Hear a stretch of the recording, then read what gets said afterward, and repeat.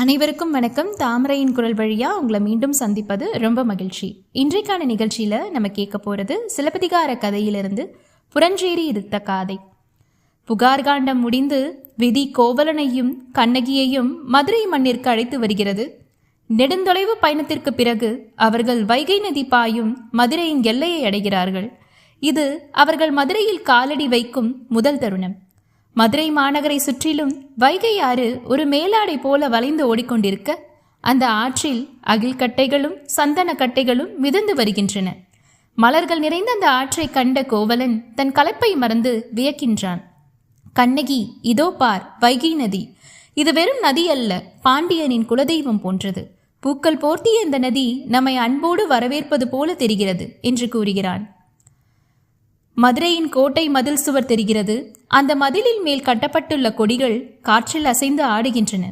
இளங்கோவடிகள் இங்கே ஒரு அற்புதமான கற்பனையை சொல்கிறார். பொறுப்புணல் வையை மருதஞ்சோங்கி வாரல் என்பன போல் மறித்து கை காட்ட.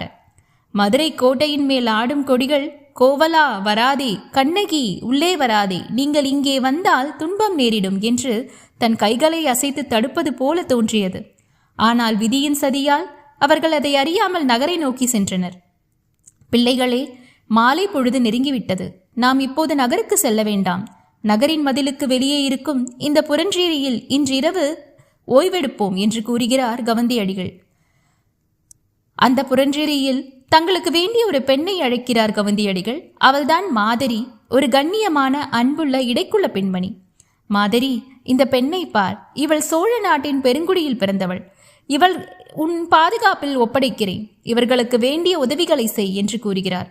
அடிகளே, இது என் பாக்கியம். கண்ணகியை என் மகளைப் போல பாதுகாப்பேன், கவலை வேண்டாம் என்று கூறுகிறாள் மாதரி.